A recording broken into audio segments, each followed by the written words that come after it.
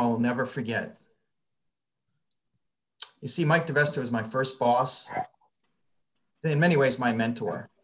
I was just a young kid at the time, 12 or 13, and he was a very intimidating figure to me.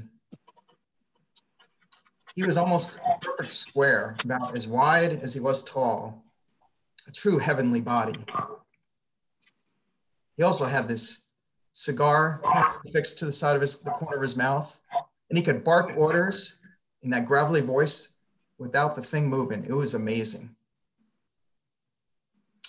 As I mentioned, I was a young adult, and I was itching to make money. Raking leaves in the fall, delivering newspapers just wasn't cutting it.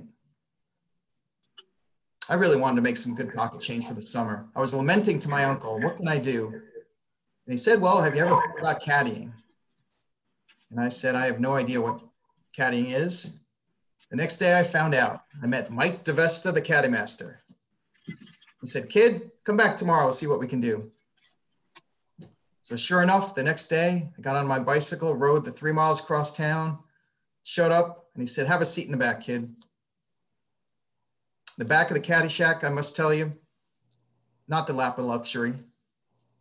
Dirty carpet, peeling paint, smoke, cigarette and cigar smoke, and the oh so pleasant aroma of urine from the dirty, disgusting bathroom. But I took solace in the 2 vending machines, stocked with ice cold Mountain Dew and cheese crackers. You might say breakfast of champions or diet of caddies. So that day when he told me to take a seat in the back, turned into 8 hours of sitting in the back.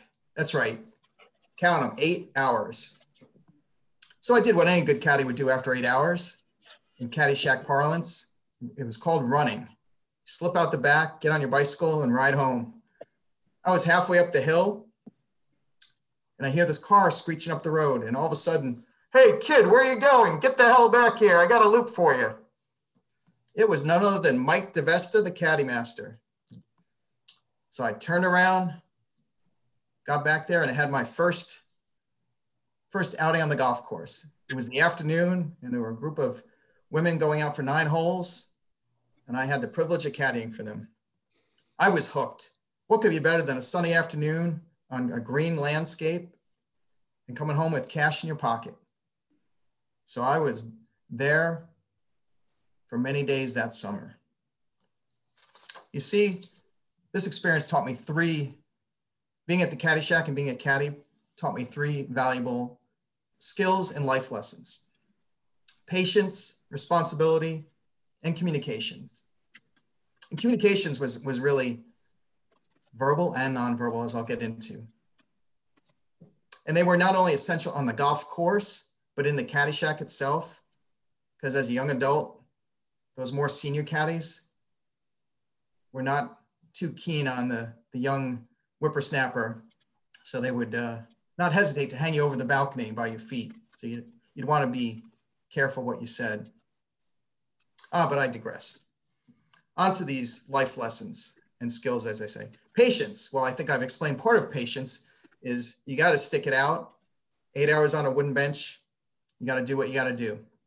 Well, once you're out on the course, patience is even more important because you're dealing with skill levels and personalities that can be across the spectrum. Balls going left, right, backwards, up, down, and the personalities, the tempers, the flying clubs, the words coming out of their mouths would unbelievable. And patience would often morph into fortitude. As you can imagine, these players could be out there for 6 hours without a doubt. Scorching sun, pouring rain, you were there with them. The second life lesson and skill, I would say, responsibility. It didn't matter if you were 12 years old, they expected you to know the golf terrain. You needed to know yardage, club recommendations, how the balls would kick off the terrain, and that also dreaded pin in or out on the green. And if your shadow was in line of sight of a player, you could catch holy hell for that. So you might imagine your mind's constantly turning and triaging situations, especially if you're caddying for 2 players at the same time. And it's always convenient when they hit balls opposite directions, equal distance, and you're immediately have to communicate who you're going to go to first, with what clubs, and in what situation. Which leads me to my third life lesson and skill, communication. On the course, you certainly need to speak up when appropriate, but oftentimes be quiet and use observation and hand gestures to communicate with your customers, your players. And there's a unique language, as some of you probably know some of these terms from watching golf on TV: the hole-in-one, the birdie, the mulligan. But have you heard about the bogey, the trap, the ginty, and my 2 favorites, the dog leg, and this is the classic, cow pasture pool. When I heard that one, I had to let it sink in for a little bit. But communication. You see, when somebody's teeing up their ball or putting for dough, as they say, you do not want to open your mouth. You want to make sure that you're doing what you're told, getting the ball, getting the clubs in the right place in the right time, really reading the faces and the demeanor of your customers. So those are the 3 key life lessons and skills that I learned at a young age and hope that have been embedded in me, and I can continue to reflect on them either consciously or subconsciously in what I'm doing as of today. And so just to recap: patience, responsibility, communication.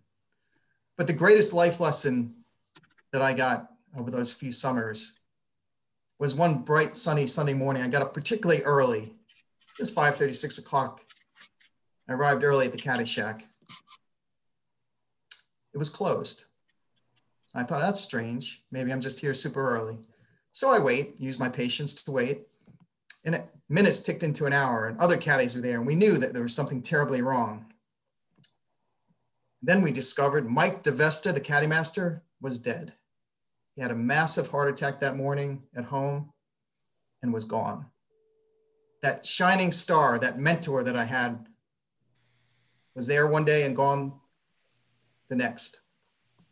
To a young adult, it was just unfathomable. But I took solace in the experience I had and the words of Dr. Seuss. Don't cry because it's over, smile because it happened. Thank you, Toastmaster.